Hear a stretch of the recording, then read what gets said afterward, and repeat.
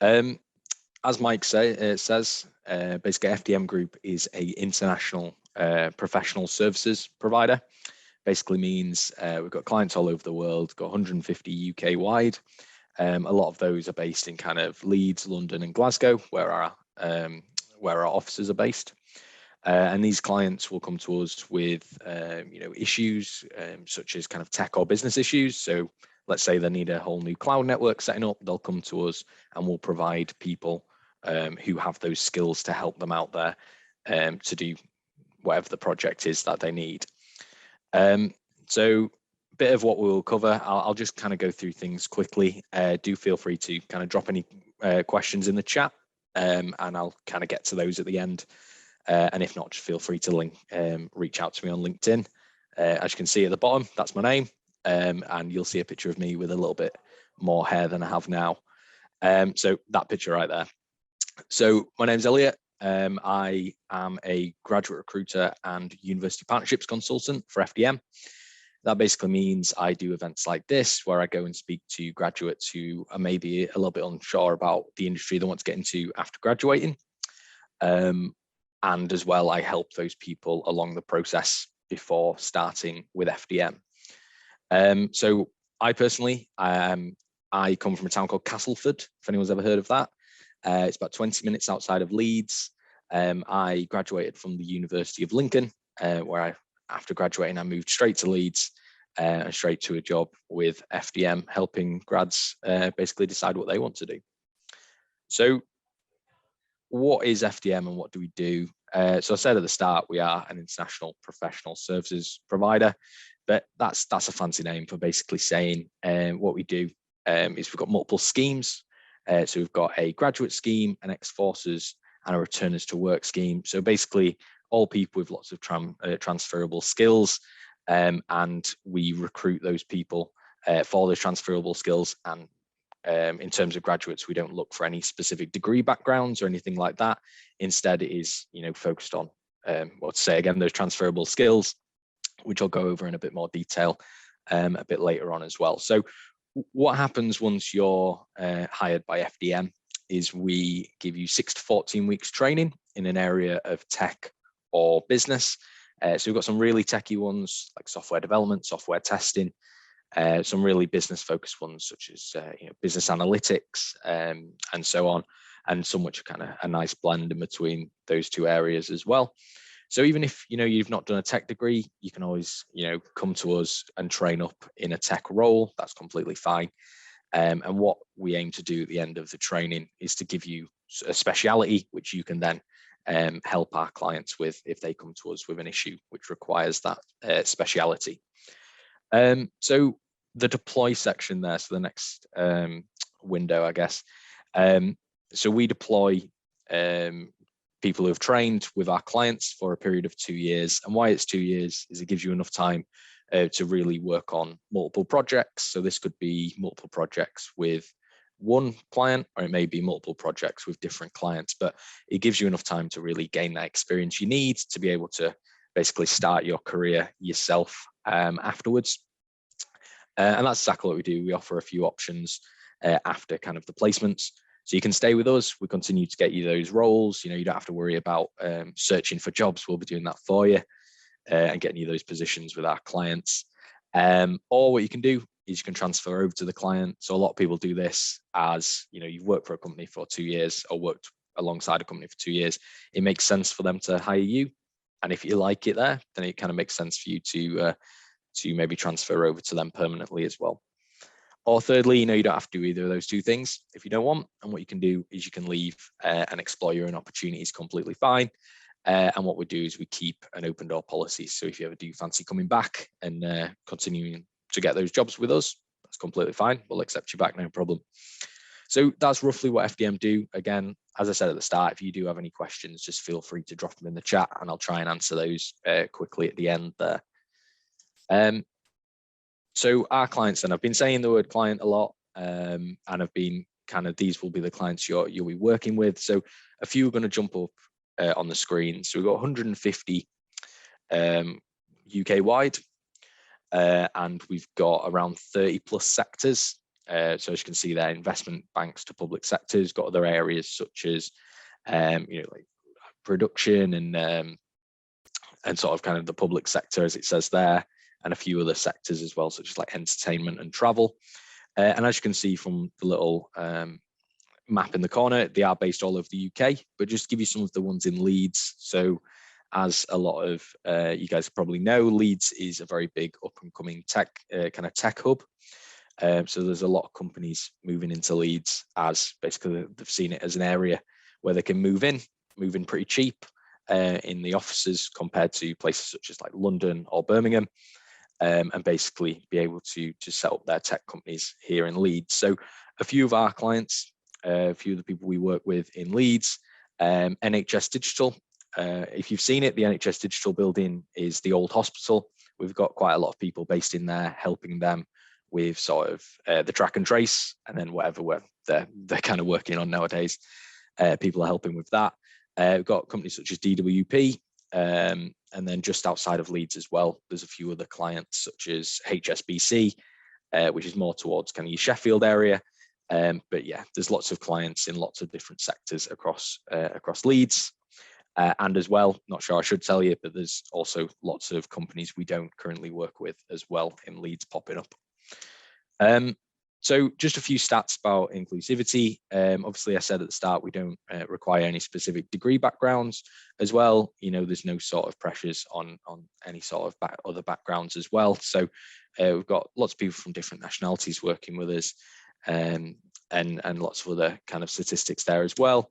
And again, with the backgrounds, we don't require any sort of fancy schooling or anything like that, because we are offering training.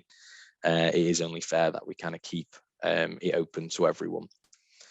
So the roles then, so I touched on that there was both technical and business roles. So these are the technical roles, and as you can see, they've got some of them are the very techie side, software development, cloud computing, and some of the kind of the more communication sort of behind the scenes tech stuff, such as technical operations and robotics process automation. So you'll be trained in these, and then you'll be placed in a job related to these. And basically, if a company does come to us with any specific sort of requirements, we'll also train you in that. So I think really what we're doing is we're just providing you the skills you need, and you bring your own transferable skills. And together, what we do is we make you into a consultant who can help out our clients there.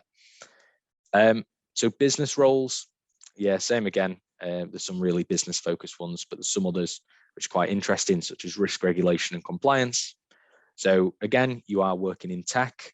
However, there's no programming or anything like that involved. Instead, it's kind of good communication skills and just an interest in kind of the regulation compliance side of maybe banking or kind of energy sector and things like that. So lots of different roles to be getting involved in. These are all classed as being in tech, because you will be working for companies in kind of their tech firms.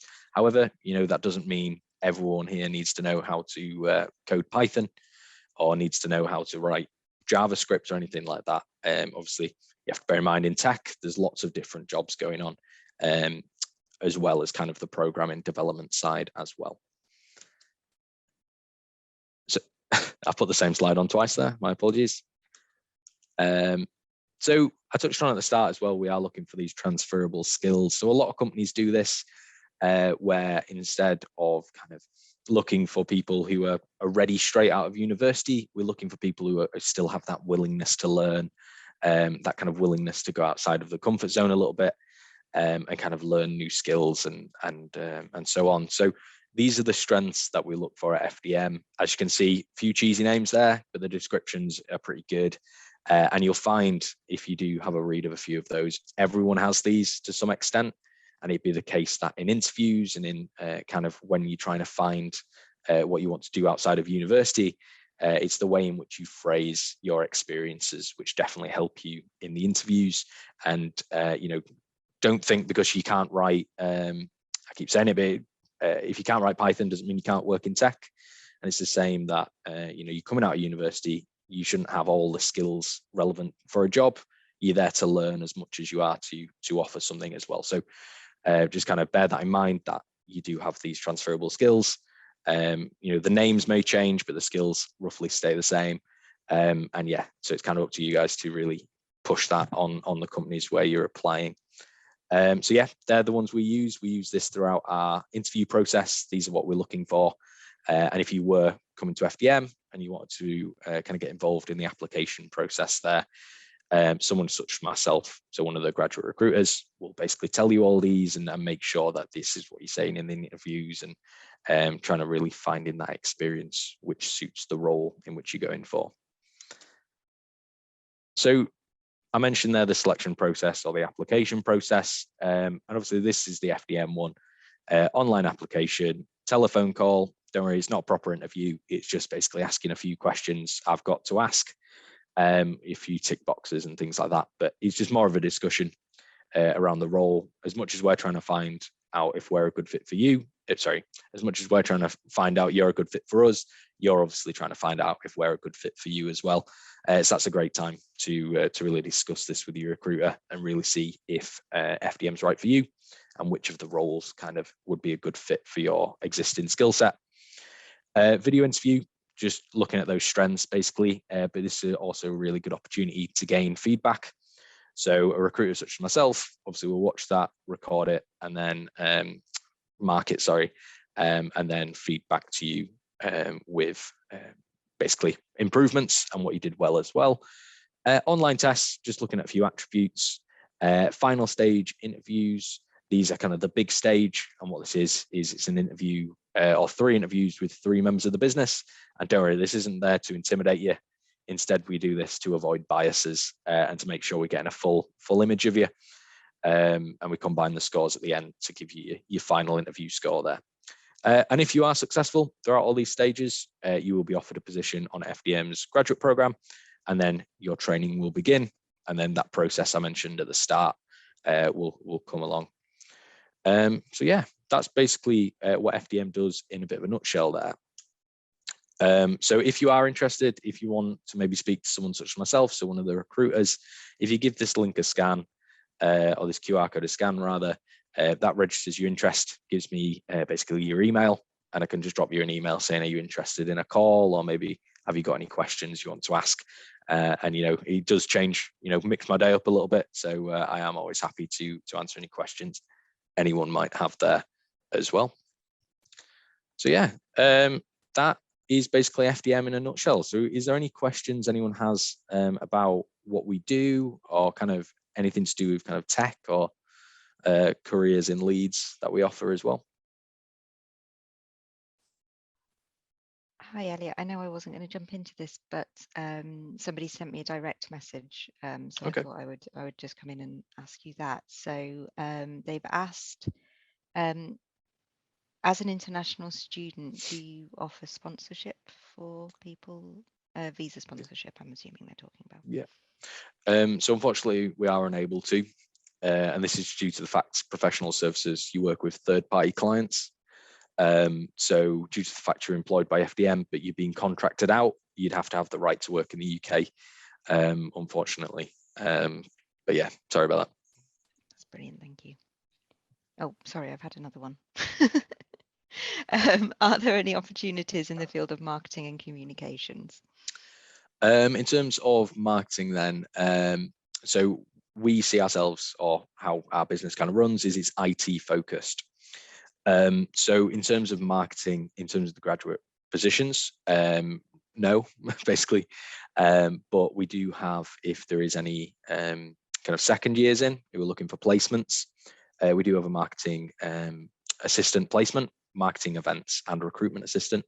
That's what I did. That's how I kind of knew about FDM, because I was the placement student a couple of years back. And basically I turned up at the Leeds office on my first day. They gave me a camera and a Facebook account and went, yeah, there you go. You're running the social media now. So there's plenty of opportunity to kind of get involved if placements are kind of the thing you're interested in. Excellent, thank you. Sorry, Mike, I don't know if you've got any coming. Yeah, I was going to just have a couple of questions while anyone else is putting those into the chat. And I just wondered about mentioned sort of transferable skills and things from non-tech degrees. Could you maybe give us a couple of examples of what sort of things you look for in applicants that have come from non-tech backgrounds? Yeah, sure. So because we are offering the training, like I say, we don't require any of that, tech knowledge. But what's really good is just having, an affinity to learning, or a willingness to kind of improve yourself. Because, like I say, because we are offering that training, we're looking for people who are willing to learn, and it's mostly passion. Really, if you're interested in the area, you kind of, all the other skills you pick up as you go along, and it's kind of the drive and the kind of the passion for being in that sector and really gaining as much opportunity, as much experience as you can to improve your opportunities.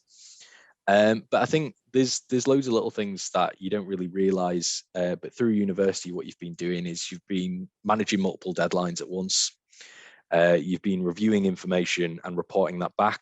So whether that be, I know when I was at uni, I did a lot of sort of on ResearchGate, looking at loads of studies, and then basically finding out what's good, dismissing what's bad, and all that sort of stuff is what you're going to be doing in kind of a business or tech role anyway, reviewing information and feeding back useful information.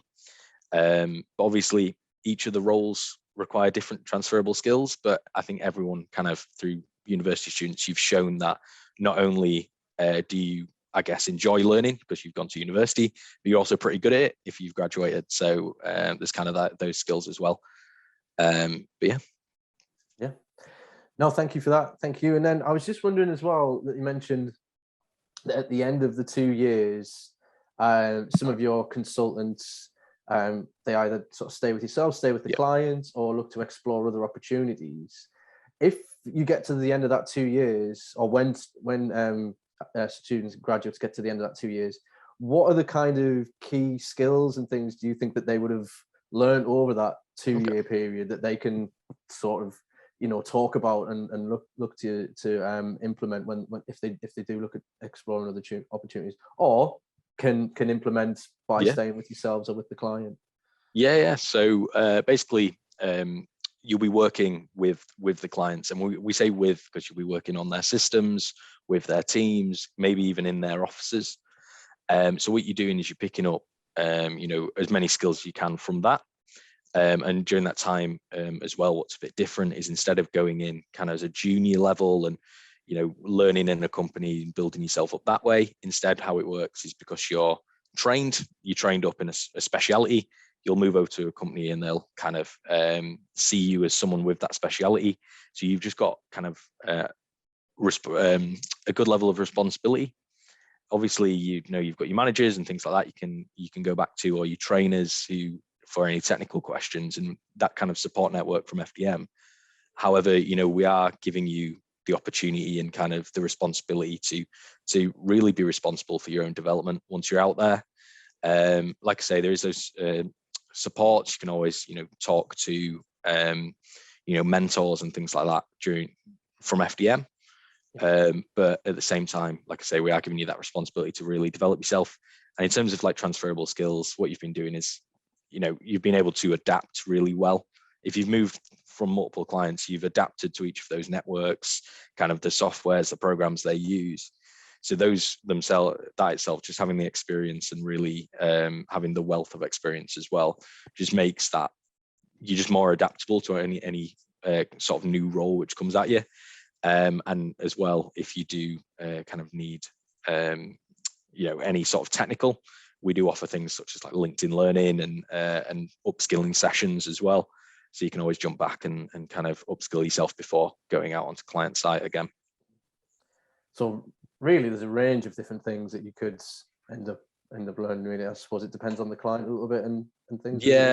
Yeah, exactly. So, well, every client, some of the big clients who spend a lot of money on tech still use really old systems. So you could be learning kind of the new systems, then go out and then have to learn called legacy systems. You'll have to kind of learn those, and that might be specific to one company.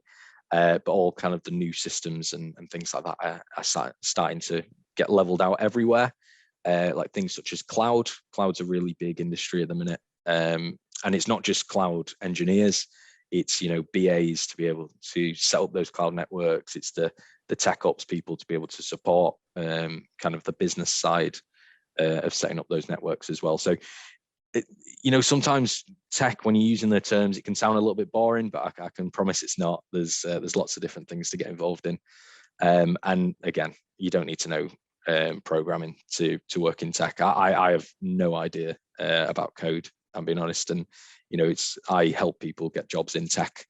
Yeah. And also, you know, I'm involved in kind of getting those people placed and things like that as well. So lots of things to get involved in. It's a massive business, and it's one of those businesses which just a massive sector, sorry, and it basically just goes across all sectors anyway.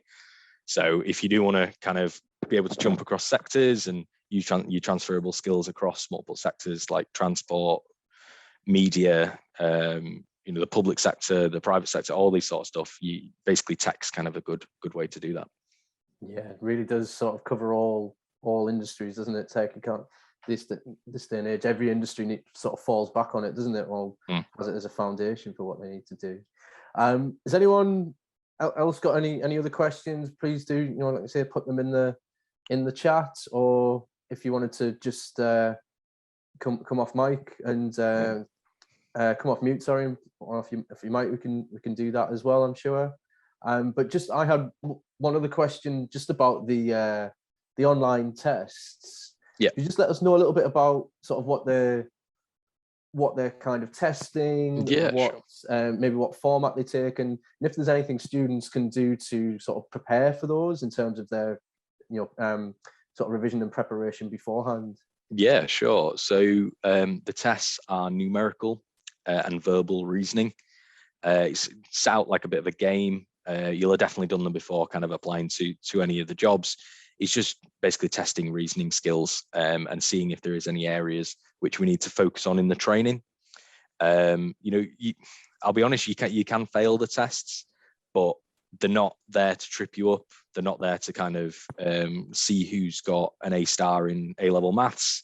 It's there to, you know, kind of just see which of those areas we can focus on in the training. Previously, they were kind of used to decide or help decide which of the streams people would go on. But now that's not the case. Instead, you know, it makes more sense for us, and it makes more sense for you guys to really have those discussions kind of on the phone about what you're interested in more.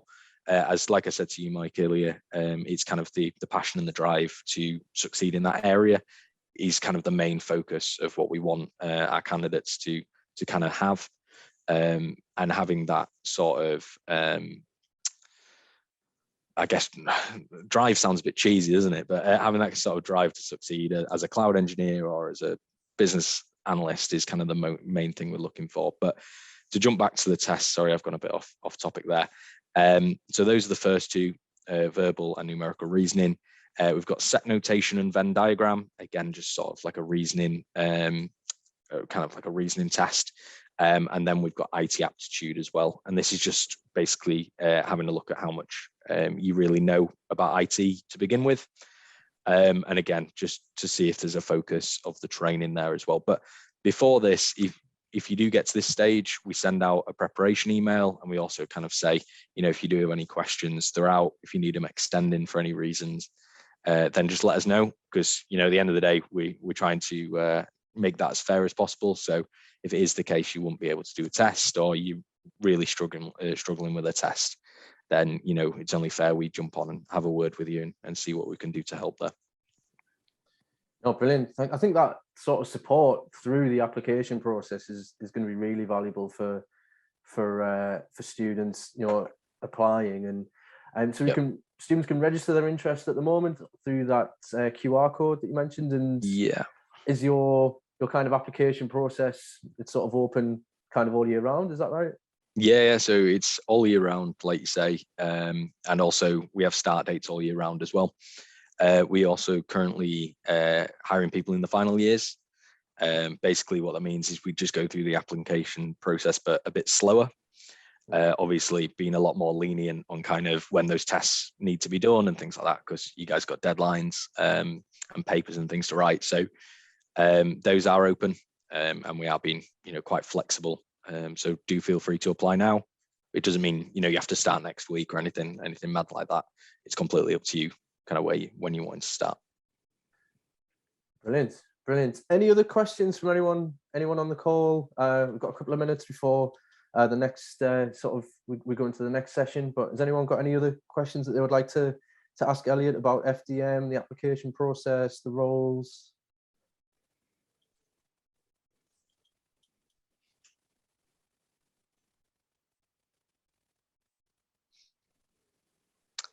I've just put the link, which the QR code will take you to, just in case you're on your phone watching this or whatever. So you can just give that a press. I have got a question just asking about remote working or hybrid. So currently training is fully remote, so you're basically paid to train from home, which is quite nice. But it would kind of depend on the client in terms of if you work in in the office, or if it's hybrid, or if it's fully virtual. However, most of them are working on kind of virtual / hybrid, going in once a week, twice a week, or maybe once every 2 weeks, but it does depend on the client. So yeah, it does vary, like I say. Brilliant. And on that training, is the kind of like, I guess there's like a cohort of students and graduates that all join together and things and go through the training as a group, is that right? Yeah, so the start dates basically consist of, so we have the 3 training locations, London, Leeds and Glasgow. So you'll be placed with people who are looking to start a career in the same area as you. So for example, if you were to start in Leeds, you'd be with 16 or 15 other people, class of 16, basically learning together. And as well, we've got more consultants than we do clients. So the chances are, those clients will pick up maybe 6 or 7 of you guys together. So you'll be placed with people or you'd be moving over to a company and there'll be FDM people working there as well. So you can, have them as your mentors, or you can have internals as your mentors. We've got basically this whole mentoring scheme going on at the minute. So do feel free to kind of utilize that if you are interested. Brilliant. Thanks very much, Elliot. No problem. I think that's been really, really useful. A lot of useful information there. I would encourage everyone, if they're interested in FDM, to go on that link or scan the QR code. And yeah, thank you for your time. And thanks very much. Thank you. Thanks for having me. Cheers, Elliot. I think we've got Oliver here now as well from Goodall Brazier, who we're going to move on to for the second half of the session. So I think, Oliver, are you there? I am, Mike. Yeah, I'm just trying to start my video. Bear with me 2 seconds. Okay, no problem. So yeah, like I say, I'll just Oliver's from Goodall Brazier, who I'm sure will give a more detailed introduction to. But this is an organisation that I know a lot of, in particular, graduates from Leeds Beckett are working and have been hired there over the last couple of years. So really great opportunities for graduates to stay in Leeds and to work in Leeds. So Oliver, I'll hand over to you if you've got any slides or anything you want to put up, or you get your camera on. Thanks for that, Mike. Well, I'll certainly have to probably put something up, because otherwise it's just going to be staring at my name, unfortunately. I can't quite figure out why it's not allowing me to start my video, which is frustrating. But nonetheless, we'll crack on. So guys, yeah, look, I mean, as Mike said, let me introduce myself. My name's Oliver Musgrave. And from my perspective, I'm not only the head of learning and development here at Goodall Brazier, but I'm also the managing director of a business called My Recruitment Career. So we're not just this year able to offer people opportunities with Goodall Brazier. We're also in a position where we can help many, many more graduates this year try and get into various different firms around the Leeds area. So what we have, in short, is a number of clients all working in a very similar space, comparable to Goodall Brazier, basically working in the world of executive search recruitment. So what we're talking about with exec search recruitment, very simply, is the placement of senior level candidates. So it's recruitment in any other context, only we're doing it with individuals such as managing directors, senior vice presidents, CEOs, people of that nature. So what we're really talking about here is salaries at kind of $250,000 plus. This is the type of talent that we're looking to represent and in turn manage. It's a very, very proactive methodology, this job. When you start initially, you'll try and reverse engineer the process. You have no clients, you have no real knowledge of the industry itself. So what you'll look to do is try and work with exceptional candidates, exceptional individuals who you can almost utilize to market your own brand and your own name. So what we're trying to do here, guys, is work with senior individuals who we can proactively tout to prospective clients. So if I could give an example, if we were working within the engineering space, in the construction space, you might find a managing director who specializes within civil engineering. We would look at all the CEOs and all the businesses within the geographical constraints of that candidate who work within or own a business relevant to their skill set. And what we ultimately look to try and do is get their information in front of that CEO in an attempt to try and gain some traction, an opportunity to speak with them, to then try and develop that into a relationship. This is the methodology we used to start with, and this is certainly where I think any negative stigma surrounding this job comes from. This is where we're looking for tenacious, thick-skinned, relentless people, because it doesn't always happen overnight, guys. That's the one thing that I'm going to stress to you. This job doesn't always happen overnight. And unfortunately, on some occasions, it can be very, very frustrating when you're consistently working yourself into the ground, trying to get a result, but it won't happen for you. So this is where a lot of the stigma comes from when we talk to people about needing to be persistent in executive search. Once you've gained some clients and you've gained some traction, then you're in a position where you're quite readily able to move on to the slightly more sustainable and enjoyable end of the job, whereby you have repeat business, you have existing relationships, you have a reputation of demonstrable success. So people will come to you wanting you to find candidates on their behalf. But initially, I must revert back to this, initially it can be a really, really grueling process, guys. So that's the 101 of the job, if you will. As I say, this is recruitment like any other genre of recruitment. It's just slightly more intense, much bigger salaries. The expectations are higher in terms of your ability to manage the process. And in short, that is a decent overview of what it is we're looking for here. What kind of skills do we look for?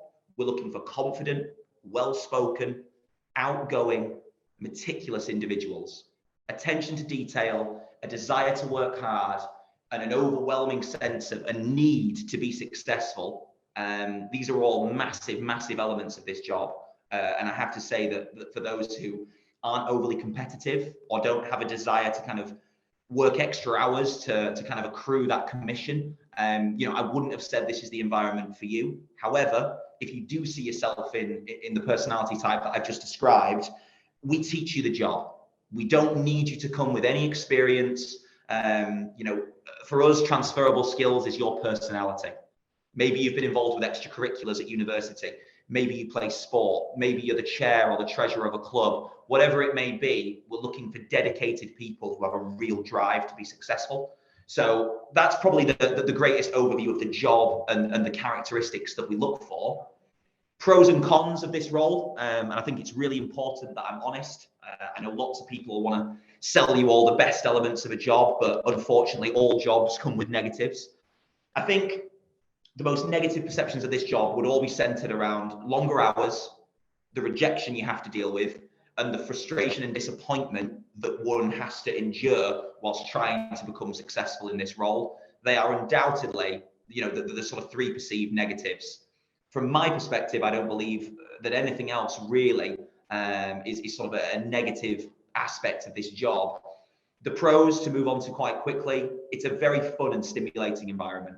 Everybody within these rooms is either going to be similar to yourself or they're going to have been you 4 or 5 years previous, in that they've been in the company now for a few years, they've progressed, they're in a supervisory position. But the companies we work with only really promote from within. So when we're talking about these opportunities, going in at ground level, your mapped sort of progression, if you will, is very, very fluid and very, very tangible. Everybody within these groups started as a graduate or a trainee consultant. So the managers, the directors, the MDs, all these individuals can empathize with being in your situation, and they know what it takes to move on to the next stage. It's a really, really fun sort of all-inclusive kind of place, whether you're talking about end-of-period incentives, maybe going on a day trip to York, going to the races, a shopping trip, a lovely meal out, whatever it may be, right the way through to Christmas parties. Goodall Brazier and the rest of the group were all in Barcelona December of last year for 3 days, enjoying their Christmas party. As we approach April, the Easter incentive is a fully expensed ski trip to Maribel. And these are just, a taste, an example of the types of trips that are available.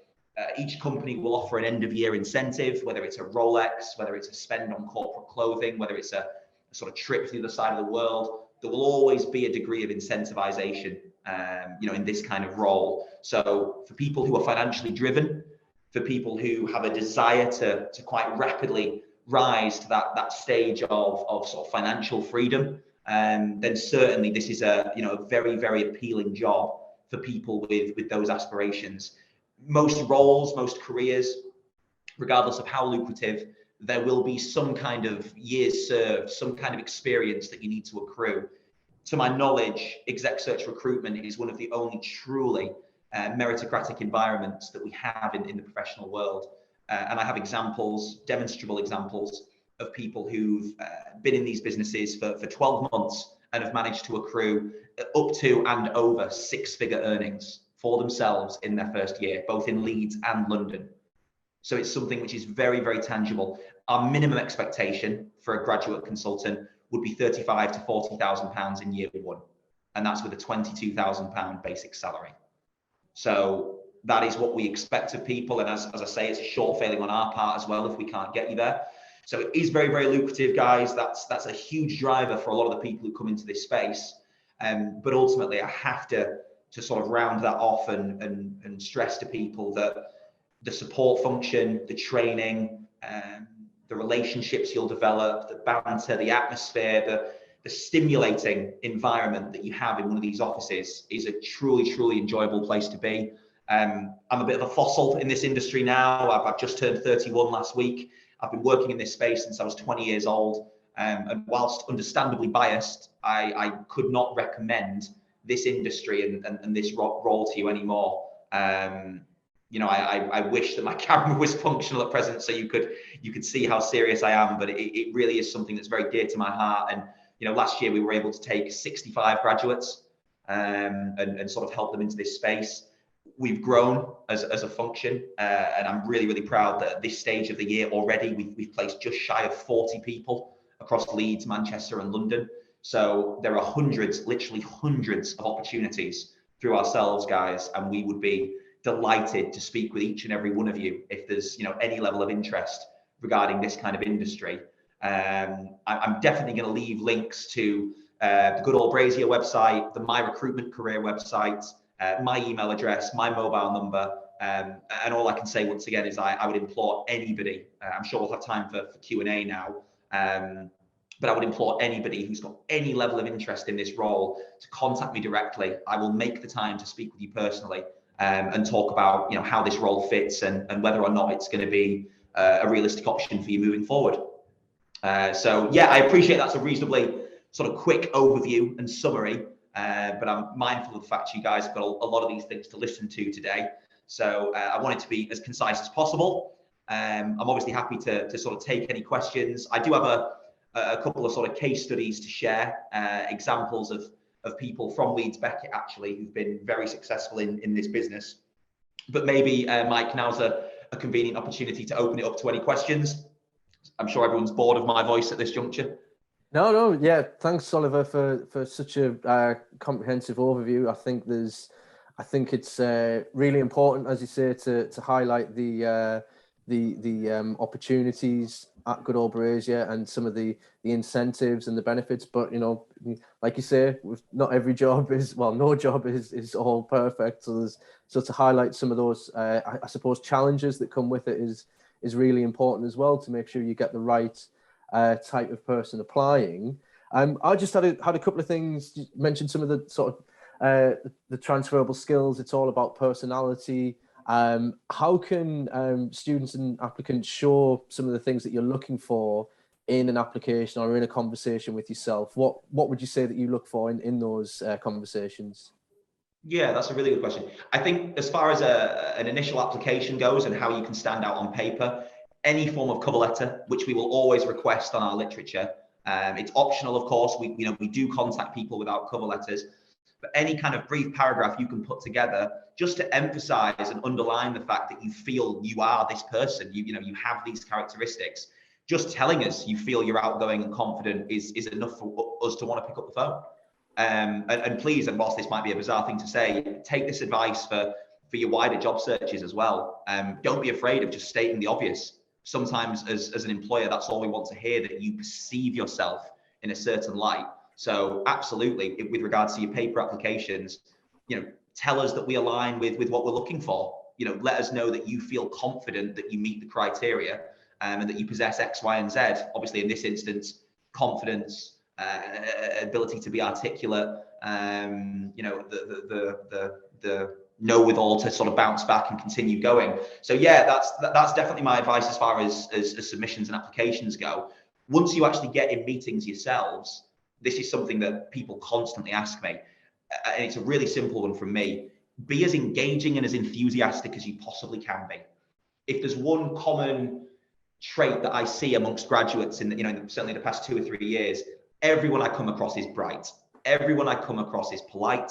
Everyone I come across is able to formulate a sentence and to speak coherently. But it's just not enough anymore, guys, to stand out and to be the person who a hiring manager wants to take, certainly in this instance, in this role, but I would imagine it's true of many other industries, is to let them see how badly you want it. I think a lot of us misconstrue professionalism for playing it cool. Professionalism is your rhetoric, the way you speak to this individual, your language. Don't call them mate, don't swear, don't be overly familiar. All these things are true, but don't be afraid to let them see your passion.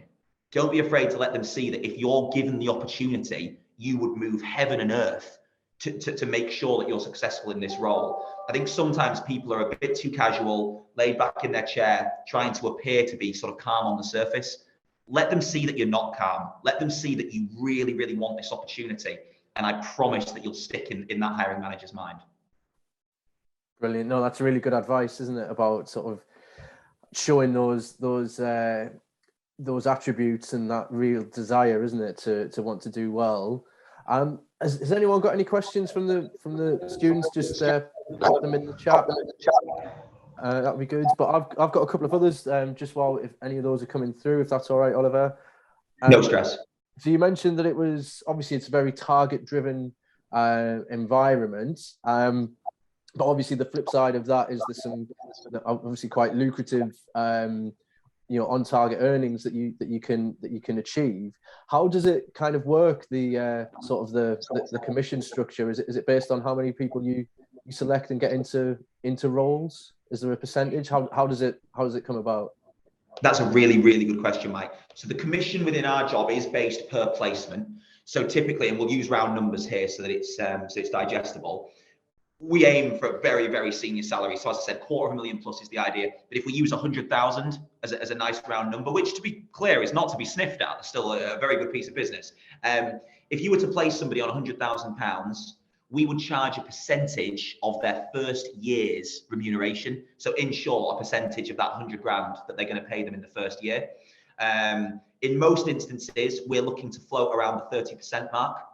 Anywhere from 20 to 30%, depending on the seniority and the market sector. That often dictates the fee level that you could obtain.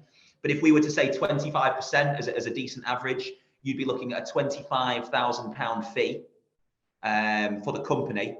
Now, depending on the business that you work for, most businesses will offer a minimum of 10%. But with most companies such as Goodall Brazier, and I have to say a lot of exec search firms in Leeds do adopt a similar model, you're talking about an upward sliding incremental scale. So the simplest way I can explain it, and it's much easier to see on the page, is that for each £10,000 you do, you take another 10%. So you take £1,000 from the first 10,000, £2,000 from the second 10,000, £3,000 loosely. So as we go up, a £30,000 fee, for example, could yield as much as £6,000 commission. Wow. So yeah. And it's really important, it's, obviously we won't mention names, it'll be confidential, but we are very fortunate in that we've got examples of people who in their first few months with us have written fees in excess of $125,000. We've had an example of that from a Leeds graduate in recent weeks at Goodall Brazier. And I can assure you that the commission on a fee of that size is enough to put a deposit on your first house. Wow. And we regularly see people accomplish that feat in their first year or 2 years with this group. So as I say, we fully appreciate that this kind of environment's not for everyone, but for those with aspirations to get on the property ladder, to possess financial freedom to quite rapidly remove yourself from some of the constraints of student life, you know, there's very few opportunities that can deliver you know, that to you with this sort of immediacy. So yeah, I think that's the best way I could probably answer that question. No, thank you. Thanks very much. Yeah, like I say, that does highlight some of the lucrative sort of opportunities there. And should you mentioned, are you open for applications at the moment? Is it just to get in touch with yourself? Is that the best way to apply, or is there? Absolutely. Is it good Yeah, we are hiring for immediately. We are hiring for the summer. We are hiring for September. For somebody who can't fit into those brackets, we are fluid enough to hire you as and when is required. So the short and the long of it is that there is never a bad time to get in touch with us. We always have an opportunity. And as I say, you know, working with Goodall Brazier, of course, there's a finite number of roles, but that is the exact reason why, as a group, we've set up my recruitment career, which is a separate business, which, as I say, this year is on target to help over 200 graduates into the world of exec search. And we're partnered with a number of businesses in Leeds and London, as I say, who really can fit any personality type. Somebody might not want an overly corporate business. Somebody might want to work 2 days from home. You know, whatever your preference is, whatever it is that's important to you, we truly believe that we have a firm and a brand that would fit that culture. And just picked up on something that you mentioned there about that sort of working from home, and is that something that you look at, or is it, I mean, getting everyone in the office where they can learn and learn from peers and more experienced people in the office? What's that situation at the moment for Goodall Brazier? Yeah, so as far as the Goodall Brazier group goes, we are still reasonably traditional with our approach, and we very much so endorse an in-office culture. So whether that's in the early days or later in your career, we believe that we all kind of feed off each other, and whether that's advice, collaboration, even just atmosphere, you know, as I've talked about this, you know, this environment, this culture in the office. So for the Goodall Brazier group, that's very much so, you know, kind of our belief system. We do, however, have a couple of partners now on various sides where we are, I was speaking to a partner in Leeds yesterday who do 3 and 2. So they have 3 days in the office, 2 days out. We have another client on the outskirts of Leeds who does 4 and 1. So these opportunities aren't necessarily in abundance, but for people who really think this is right for them, but they have a strong desire to have a more flexible working situation, we have versions of that. You know, we have options in that regard. But it's important, I think, as also as a representative of Goodall Brazier, that I stress we are, you know, we train in the office together collectively as a group. You develop together as a group, and then once you're out on the floor, we obviously like you to be able to lean on and learn from senior consultants in the office every day. But it's important to reiterate that sort of work hard environment is underpinned with, you know, a great deal of fun and reward. That it's a special thing to be a part of. I think once you've had a great month, to then be able to go out and blow off some steam and let your hair down as a team and celebrate that success. Brilliant. No, thanks for that, Oliver. Yeah, I mean, that was all my questions. I don't know if anyone on the call has got a question for Oliver that they want to put in the chat, or just come off mute and ask. Oliver, I don't know if you wanted to put your contact details in the chat as well to share. I certainly will. Only 2 seconds. So the first thing I'm going to leave, because I know what it's like, guys, and I'm not judging. I know it can be quite intimidating, obviously, to want to sort of pipe up in one of these. But please, I'm leaving my mobile number here. I'm also leaving my email address. So feel free to reach out to me anytime directly, and I'll be more than happy to have a conversation with you about the role. Perfect. Brilliant. So both are in there, guys, and honestly, I genuinely mean it. Feel free to look me up on LinkedIn and sort of have a look through some of our materials. You know, we're completely open to having a chat with you at any stage. Brilliant. Thanks very much, Oliver. That's really comprehensive. Like I say, really highlighting the opportunities to work in Leeds, and also that kind of like really potentially lucrative but yet challenging career in executive search. Thanks very much, Oliver. No stress. And sorry about the camera, guys. I'll have to investigate with tech immediately. No problem. Take care, everyone. All the best. Thank you. Just before everyone leaves, I've just popped a feedback form in the chat. It would be really helpful if you could take just a couple of moments to answer a couple of questions on there. It really helps myself and colleagues at the other universities to assess and our support and offer that we put as part of InLeeds, because it's something that we're all passionate about and will continue to deliver over the coming years. And just your feedback really helps in terms of us being able to see what is useful, what is helpful, and what you want to see more of. So if you could just take, like I say, a couple of moments to complete that, that'll be really helpful.